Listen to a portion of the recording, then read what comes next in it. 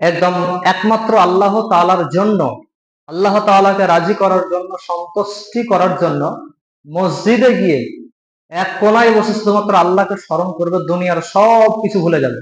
দুনিয়ার ঘর বাড়ি, ছেলে মেয়ে, আত্মীয় স্বজন, পাড়া প্রতিবেশী সব কিছু ভুলে গিয়ে একমাত্র আল্লাহর জন্য মসজিদের কোনায় বসে বসে শুধু আল্লাহ আল্লাহ করবে, এর নামই হচ্ছে এতেকাফ। দুনিয়ার সঙ্গে আর কোনো সম্পর্ক থাকবে না, এর নামে হচ্ছে এতেকাফ। তো এতেকাফের অনেক গুরুত্ব রয়েছে। আপনি যখন একজন মানুষ যখন দুনিয়াতে ঘুরে ফিরে বেড়াবে, দুনিয়া ব্যবসা বাণিজ্য করবে, তখন আল্লাহকে ভুলে যেতে পারে মানুষ, অনেক সময় ভুলে যায়, ব্যবসা বাণিজ্যের ক্ষেত্রে ভুলে যায়। তো ভুলে গিয়ে সবসময় আল্লাহকে স্মরণে থাকে না। কিন্তু একজন মানুষ যখন আল্লাহকে সন্তুষ্ট করার জন্য 10 দিন একদম মসজিদের কোনায় বসে শুধু আল্লাহ আল্লাহ আল্লাহ আল্লাহ করবেন, তখন কিন্তু তার দুনিয়ার কথা আর মনে থাকবে না, শুধু আল্লাহ আল্লাহ আল্লাহ আল্লাহ, পরকালে গিয়ে কি করবো, পরকালে গিয়ে কি করবো। তো এই যে স্মরণ থাকবে, এই জন্য রাসূল সাল্লাল্লাহু আলাইহি সাল্লাম এ থেকে আবার বিধান দিয়েছেন যে সারা বছর তো আমরা দুনিয়া দুনিয়া নিয়ে ব্যস্ত, তো এই 10টি দিন যখন আমরা মসজিদে বসে একা একা আল্লাহর ইবাদত করব, তখন এর গুরুত্ব কিন্তু অনেক আছে। দুনিয়ার সবকিছু ভুলে যাব, মানুষকে ঠকানো, মানুষকে আরো যে অন্যায় অবিচারে আমরা লিপ্ত হই, সে অন্যায় অবিচার থেকে কিন্তু আমরা দূরে থাকতে পারবো, শুধুমাত্র আল্লাহকে স্মরণ রাখবো। এর নাম হচ্ছে এতেকাফ। এতেকাফ হচ্ছে 3 প্রকার। এতেকাফ 3 প্রকার। একটা হচ্ছে আপনার ওয়াজিব এতেকাফ, সুন্নতে মুআক্কাদা আর নফল এতেকাফ। তিনটা: ওয়াজিব, সুন্নতে মুআক্কাদা আর নফল। ওয়াজিব এতেকাফ হচ্ছে যেটা আপনি শর্ত দিয়েছেন বা মানত করেছেন, সেই মানতটা হচ্ছে আপনার ওয়াজিব এতেকাফ, পূরণ করতেই হবে। যদি আপনি মানত করেন যে আমি যদি এক রাত্রি এতেকাফ করতাম, একদিন যদি আমি এতেকাফ করতাম, যদি ধ্যানে থাকতাম মসজিদে বসে আল্লাহকে সন্তুষ্ট করার জন্য, এই মানত করেছেন আপনি, তাহলে এই মানতটা আপনার ওয়াজিব হয়ে যাবে, এই মানতটা আপনাকে পূরণ করতে হবে। এটা হচ্ছে ওয়াজিব এতেকাফ। 2 নম্বর হচ্ছে আপনার সুন্নতে মুআক্কাদা এতেকাফ, যে এতেকাফটা আমরা এই রমজানের শেষ দশকে পালন করি, এটা হচ্ছে সুন্নতে মুআক্কাদা। 3 নম্বর হচ্ছে আপনার নফল এতেকাফ, যে কোনো সময়, যে কোনো দিনে, একদিনও হতে পারে, একদিনও এতেকাফ হতে পারে। যেমন হযরত ওমর রাদিয়াল্লাহু তাআলা আনহু, তিনি বললেন, রাসূল সাল্লাল্লাহু আলাইহি সাল্লামের কাছে বললেন ইসলাম গ্রহণ করার পরে, ইয়া রাসূলুল্লাহ, আমি জাহেলিয়াতের জামানাতে আমি একদিন আল্লাহর ঘরে এতেকাফ করার জন্য মানত করেছিলাম। তখন রাসূল সাল্লাল্লাহু আলাইহি সাল্লাম বললেন যে ওই দিনটাকে তুমি পূরণ করে নাও, অতএব তুমি মসজিদে গিয়ে এতেকাফ করো। তো এইভাবে আপনার এতেকাফ সবসময় হতে পারে, একদিন হতে পারে, বেশি হতে পারে, যা যতদিন আপনি করতে পারবেন। কিন্তু এই রমজানের শেষ দশকের গুরুত্ব অপরিসীম। এই রমজানের শেষ দশকে আপনি এতেকাফ করবেন, এর জন্য রোজা জরুরি, রোজা থাকতে হবে। রোজা রাখলেন, তারপর আপনি এতেকাফ করলেন, মসজিদে আপনি বসে থাকবেন। তাহলে এই এতেকাফের শর্ত আছে কিছু। এতেকাফের শর্ত সমূহের মধ্যে একটা শর্ত হচ্ছে যে আপনাকে মুসলিম হতে হবে। প্রতিটি ক্ষেত্রে বলছি যে প্রতিটি ইবাদতের ক্ষেত্রে আপনাকে ঈমান আনতে হবে, মুসলিম হতে হবে, তবে আল্লাহ তাআলার নিকটে ইবাদত গ্রহণীয় হবে। তাহলে এতেকাফের 1 নম্বর শর্ত হচ্ছে যে মুসলিম হতে হবে। 2 নম্বর হচ্ছে আপনার যে শুদ্ধ নিয়তে এতেকাফে বসতে হবে, নিয়ত ঠিক করতে হবে। নিয়তটাও প্রতিটি ইবাদতের ক্ষেত্রে আপনার জরুরি, নিয়ত ঠিক রাখা জরুরি। নিয়ত যদি আপনি ঠিক না রাখেন, তাহলে এতেকাফটা আপনার বাতিল হয়ে যেতে পারে।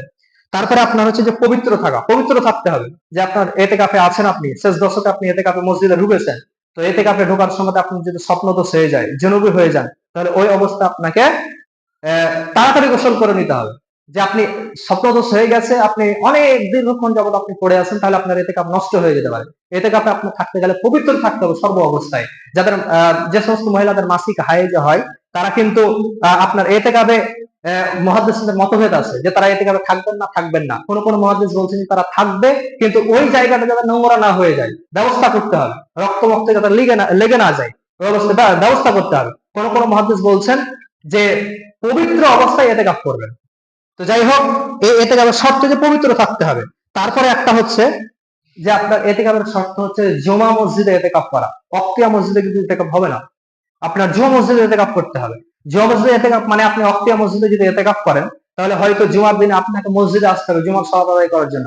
রাস্তায় আপনি অনেক মানুষের সঙ্গে দেখা হবে, আপনার প্রয়োজনের কথা আপনি বলে ফেলবেন, আপনি অপ্রয়োজনীয় কথা বলে ফেলবেন, মানুষের সঙ্গে গল্প গুজবে আপনি লিপ্ত হয়ে পড়বেন। এই জন্য রাসূল সাল্লাল্লাহু আলাইহি ওয়াসাল্লাম বলেছেন যে এতেকাফ হবে মাত্র জুমা মসজিদে। আর একটা বিধান হচ্ছে যে মেয়েদের জন্য এতেকাফ, মুহাদ্দিসিনদের মধ্যেও মতভেদ আছে যে মেয়েরা কোথায় এতেকাফ করবে। কোন কোন মুহাদ্দিস বলছেন যে মেয়েদের জন্য অবধারিত হচ্ছে জুমা মসজিদে এতেকাফ করতে হবে মেয়েদেরকেও। আবার কোন কোন মুহাদ্দিস বলছেন তারা বাড়িতে নির্জনে যদি কোনো জায়গা থাকে তাহলে তারা বাড়িতেও ইতিকাফ করতে পারে। তবে সঠিক বিধান হচ্ছে যে মেয়েদেরকেও জুমা মসজিদে ইতিকাফ করতে হবে। তবে তাদেরকে আপনার কোনো নিরাপদ সঙ্গী থাকতে হবে, হয় স্বামী থাকতে হবে, ভাই থাকতে হবে, মাহরম কেউ থাকতে হবে, নিরাপদ যেন হয় মেয়েদের জন্য, তবে তারা মসজিদে ইতিকাফ করবে। আর আমাদের বর্তমান সময়ে তো কম বয়সী মেয়েরা তো মসজিদে যায় না, যাদের বয়স ইতিকাফে ঢুকে না, যাদের বয়স হয়ে গেছে একদম বয়স্ক হয়ে গেছে তারা ইতিকাফে ঢুকে। তো যাই হোক, এটা হচ্ছে ইতিকাফের শর্ত। তারপর ইতিকাফে আপনি করবেন কি? ইতিকাফে তো আপনি ঢুকবেন, তো ইতিকাফে ঢুকে কি আপনি শুধু মোবাইল ঘাঁটবেন? ইতিকাফে ঢুকে কি আপনি শুধু গল্প করবেন? না, ইতিকাফে আপনার দুনিয়ার সঙ্গে কোনো সম্পর্ক থাকবে না। ইতিকাফে ঢুকবেন আপনি শুধুমাত্র আল্লাহ আল্লাহ করবেন, শুধুমাত্র জিকির আজগার করবেন, তারপরে আপনি কোরআন তেলাওয়াত করবেন, ইস্তেগফার করবেন, দুনিয়াবি কথা থেকে আপনি বিরত থাকবেন। দুনিয়ার সম্পর্ক আপনার শেষ, একদম শেষ করে দিতে হবে। দুনিয়াতে আপনার কে কি করছে না করছে থেকে সব থেকে আপনাকে বিরত থাকবে, এর নামই হচ্ছে ইতিকাফ। তো ইতিকাফের আপনার কাজ হচ্ছে যে আপনার সবকিছু আপনার চুপে চাপে মসজিদে আল্লাহ তাআলা শুধু জিকির আজকার, কোরআন তেলাওয়াত, তওবা ইস্তেগফার এগুলো করতে হবে। আর প্রয়োজন ছাড়া আপনি মসজিদের বাইরে যেতে পারবেন না। প্রয়োজন মানে কি? প্রয়োজন মানে কি আপনি বাড়ির হাট বাজার করে দিতে যাবেন? এটা নয়। প্রয়োজন হচ্ছে তিনটা জিনিস। একটা হচ্ছে আপনার গোসল করা, যদি মসজিদে গোসলের ব্যবস্থা না থাকে তাহলে আপনি বাড়িতে গিয়ে গোসল করে আসতে পারেন, বা যেখানে আপনার গোসলের প্রয়োজন আছে সেখানে আপনি গোসল করে আসতে পারবেন, কথাবার্তা আপনি লিপ্ত হতে পারবেন না কারোর সাথে, চুপে যাবেন, গোসল করে তাড়াতাড়ি মসজিদে চলে আসবেন, এটা হচ্ছে প্রয়োজন। তারপরে আপনার প্রয়োজন হচ্ছে যে আপনি যদি জুনুব হয়ে যান তাহলে আপনি তাড়াতাড়ি গোসল করবেন, এটাই। আর যদি পেশাব পায়খানার ব্যবস্থা না থাকে মসজিদে তাহলে আপনি হাজাত পূরণ করার জন্য আপনি বাইরে যেতে পারেন, হাজাত যখন শেষ হয়ে যাবে তখন মসজিদে প্রবেশ করবেন। বাদ বাকি অন্যান্য কাজে আপনি মসজিদের বাইরে যেতে পারবেন না, যদি যান তাহলে আপনার এটা নষ্ট হয়ে যাবে। তাহলে এটা হলো। তারপরে আপনার ইতিকাফের উপকারিতা কি? ইতিকাফ যে আপনি করবেন, তা ইতিকাফ করলে আমার লাভটা কি? মানে লাভটা আমাদের দেখতে হবে, তবেই তো আমরা ইতিকাফের প্রতি একটু উদ্বুদ্ধ হব। ইতিকাফ যখন আপনি করবেন তখন আপনার ঈমান মজবুত হবে, দুনিয়াকে আপনি ভুলে যাবেন। দুনিয়া হচ্ছে ধোকার জায়গা, দুনিয়া ধোকা ছাড়া কিছুই নেই। তো দুনিয়াতে যে ভালোবাসা আমরা লিপ্ত হয়ে আছি, সেই দুনিয়ার ভালোবাসা আমরা ত্যাগ করতে পারবো যখন আমরা ইতিকাফে ঢুকবো। তখন আত্মশুদ্ধি এবং তওবা ইস্তেগফার আমরা বেশি বেশি করতে পারবো, আত্মার পরিবর্তন করতে পারবো। যে আত্মা আমার কুলুস্থ হয়ে আছে, মুগ্ধ হয়ে আছে, খাতামাল্লাহু আলা কুলুবিহিম ওয়া আলা সামিহিম ওয়া আলা আবসারিহিম গিশাওয়া, কেন আল্লাহ তাআলা বলেছেন পবিত্র কোরআনে যে তাদের অন্তরে আমি মোহর লাগিয়ে দিই, তাদের কানে, চোখে, নাকে, অন্তরে সব কিছু আমি মোহর লাগিয়ে দিই। যারা আমার কথাকে শোনার পরও না শোনার ভান করে, যারা আমার বিধানকে দেখার পরও না দেখার ভান করে, তো তাদের অন্তরে আমি মোহর লাগিয়ে দিই। তো তারা যদি, কোন মানুষ যদি ইতিকাফ করে তাহলে তার আত্মার পরিশুদ্ধি হয়, যে আল্লাহকে বেশি বেশি স্মরণ হয়, ভয় হয়, দুনিয়া ছেড়ে দেয়, দুনিয়ার মায়া মহব্বত ভালোবাসা ভুলে যায়, বেশি বেশি আল্লাহকে স্মরণ হয়, মরণের কথা স্মরণ হয়, পরকালের কথা স্মরণ হয়, এই ইতিকাফের লাভ। তারপর আপনার আল্লাহর নৈকট্য লাভ অর্জন করা যায়, বেশি বেশি আল্লাহর নৈকট্য লাভ করা যায়, আল্লাহ আপনাকে বেশি বেশি ভালোবাসবেন, আল্লাহর নৈকট্য বেশি হওয়া যাবে, দুনিয়ার ভালোবাসা, সন্তানাদের ভালোবাসা সবকিছু ত্যাগ করা যাবে। রাসূল সাল্লাল্লাহু আলাইহি ওয়াসাল্লাম হাদিসের মধ্যে বলেছেন যে পৃথিবীর বুকে একজন মানুষ যখন দুনিয়াতে তারা যা কিছু রয়েছে সবচেয়ে বেশি যখন আমাকে এবং আল্লাহকে বেশি ভালোবাসতে পারবে, সেই হচ্ছে পূর্ণাঙ্গ মুমিন। হযরত উমর রাদিয়াল্লাহু তাআলা আনহু বললেন যে হে উমর, তুমি কি আমাকে তোমার চাইতে বেশি ভালোবাসতে পেরেছো? তখন হযরত উমর প্রথমে বললেন যে না, আমি আপনাকে আমার চাইতে বেশি ভালোবাসতে পারিনি, আমার অন্তরের চাইতে আপনাকে ভালোবাসতে পারেননি। তখন রাসূল সাল্লাল্লাহু আলাইহি ওয়াসাল্লাম বললেন যে তুমি পূর্ণাঙ্গ মুমিন হতে পারোনি। তখন হযরত উমর ক্রন্দন করে কিছুটা চুপ, ক্রন্দন করার পরে হযরত উমর বলছেন, ইয়া রাসূলুল্লাহ, আমি বড় ভুল করে ফেলেছি, আমি আপনাকে এবং আল্লাহকে আমার অন্তরের চাইতেও, আমার নাফসের চাইতেও আপনাকে বেশি ভালোবাসি, আল্লাহকে বেশি ভালোবাসি। তখন রাসূল সাল্লাল্লাহু আলাইহি ওয়াসাল্লাম বললেন যে তুমিই হচ্ছে পূর্ণাঙ্গ মুমিন হতে পেরেছো, এখন তুমি প্রকৃত মুমিন হতে পেরেছো। অতএব আমরা যদি প্রকৃত মুমিন হতে চাই তাহলে আমরা যদি ইতিকাফে ঢুকি তাহলে ওই ব্যক্তি প্রকৃত মুমিন হতে পারবে, পূর্ণাঙ্গ মুমিন হতে পারবে, আল্লাহ ভালোবাসা পূর্ণাঙ্গ রূপে লাভ করতে পারবে এবং প্রকৃত বান্দা হতে পারবে, আল্লাহর নৈকট্য অর্জন করতে পারবে। তারপরে সে গুনাহ থেকে বাঁচতে পারবে, যে দুনিয়া জুড়ে যে গুনাহতে আমরা লিপ্ত হয় সে গুনাহ থেকে আমরা বাঁচতে পারবো যদি আমরা ইতিকাফে ঢুকি।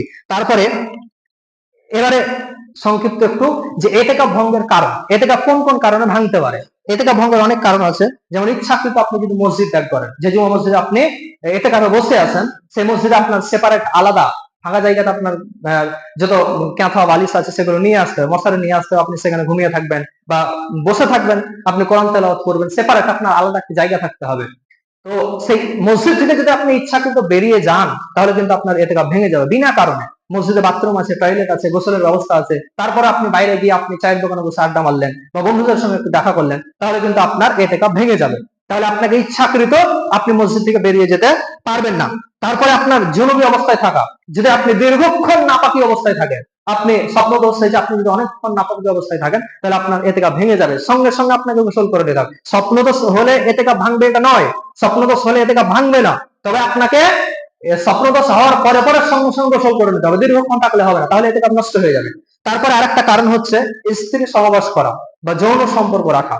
যদি আপনি এতেকাফরত অবস্থায় স্ত্রীর সঙ্গে মিলন করেন, স্ত্রী হালাল আপনার রাত্রি অবস্থায়, রাত্রে আপনার জন্য স্ত্রী হালাল, তবে এতেকাফ অবস্থা আপনার জন্য হালাল নয়। যদি আপনি এতেকাফ অবস্থায় স্ত্রী মিলন করেন, স্ত্রী সঙ্গম করেন, তাহলে আপনার এতেকাফ ভেঙে যাবে, স্ত্রী থেকে আপনাকে দূরে থাকতে হবে। তারপর আরেকটা হচ্ছে যে আপনি যদি রোজা না রেখে যদি এতেকাফে ঢুকেন, তাহলে এতেকাফ আপনার চলবে না, এতেকাফ আপনার ভঙ্গ হয়ে যাবে। এতেকাফের জন্য আপনার রমজান মাসে এতেকাফের শর্ত হচ্ছে যে আপনাকে রোজা থাকতে হবে, রোজা না থাকলে আপনার এতেকাফ থাকবে না। তারপরে ইমানের পরিপন্থী যদি আপনি কাজগুলো করেন, তাহলে আপনার এতেকাফ ভেঙে যাবে, যেমন গীবত করা, পরনিন্দা করা, পরচর্চা করা, মানুষের সঙ্গে মসজিদে বসে আছেন, মসজিদের সঙ্গে কয়েকটা মানুষ যেন আপনি দুনিয়াবি গল্প লিপ্ত হয়ে আছেন, অন্য মানুষের গীবত করছেন, তো এই গীবত করলে আপনার এতেকাফ থাকবে না, এতেকাফ নষ্ট হয়ে যাবে। তো এই সমস্ত জিনিস থেকে আমাদেরকে বিরত থাকতে হবে। তারপরে হচ্ছে যে অজ্ঞান হয়ে যাওয়া। কোন মানুষ যদি আপনার এতেকাফ অবস্থায় রোজা রেখে যদি অজ্ঞান হয়ে যায়, দীর্ঘক্ষণ যাবত অজ্ঞান হয়ে আছে, তাহলে তার আর এতেকাফ থাকবে না। তো এই হচ্ছে সংক্ষিপ্ত সময় আমাদের এতেকাফের বিধান। তো পরিশেষে আল্লাহ তাআলার কাছে দোয়া করি আমরা যেন এই সমস্ত ইবাদত গুলো সঠিক নিয়মে পালন করতে পারি, সমর্থ বিধান করে। আমিন। আসসালামু আলাইকুম ওয়া রাহমাতুল্লাহি ওয়া বারাকাতুহু।